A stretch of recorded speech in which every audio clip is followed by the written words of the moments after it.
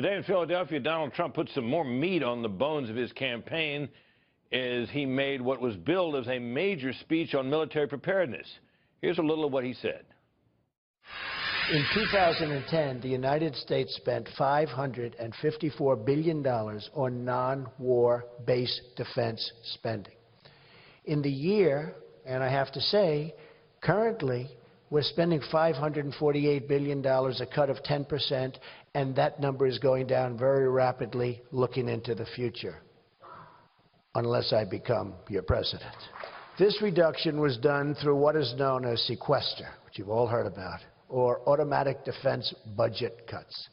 Under the budget agreement, defense took half of the cuts, even though it makes up only 1/6 of the budget, so they put it all in defense.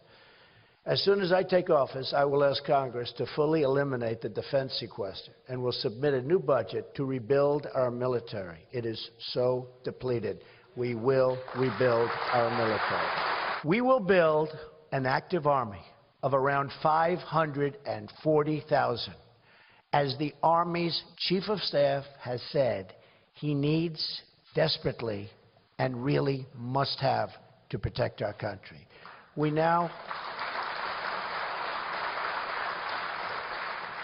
now have only 31 brigade combat teams, or 490,000 troops, and only 1/3 of combat teams are considered combat ready. That's not good for our country.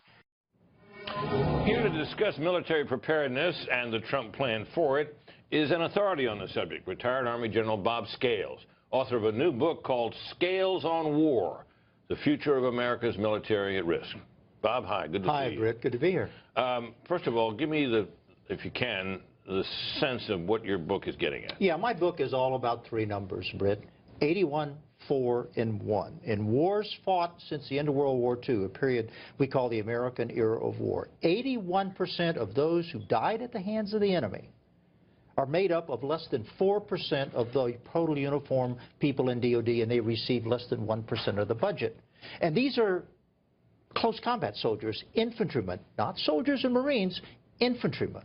And so, and oh, by the way, most of our enemies have been infantrymen. And the enemy knows, because they have a vote, that the surest way to end a war against the United States is strike our vulnerable center of gravity, which is dead Americans. And so what I ask in the book, very simply, is this.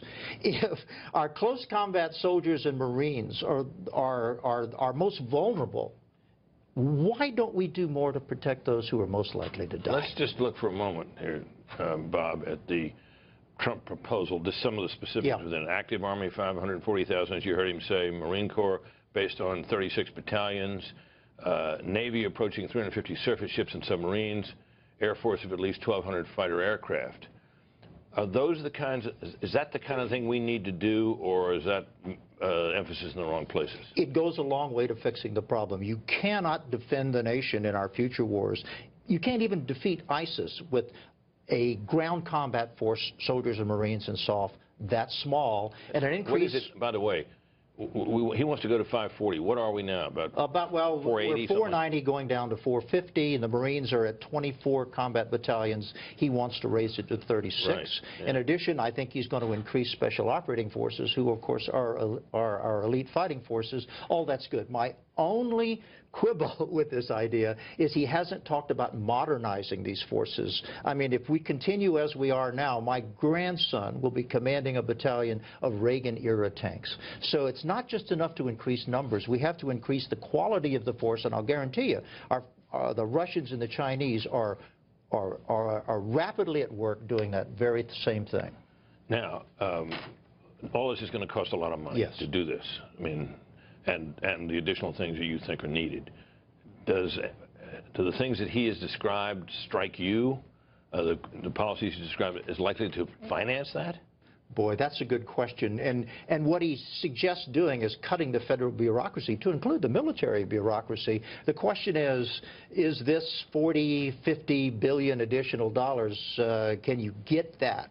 Can you squeeze the orange that much to get that much juice out of it?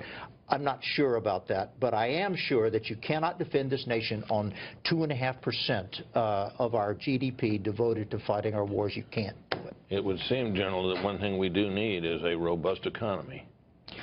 It all starts with that, doesn't it? Because if you increase the proportion of the budget to 3%, you grow the economy at 4.5% a year, we're going to make those numbers easily. If we don't, we're in trouble. Bob Scales, great to see you. Thank you, Thanks for Britt. being here.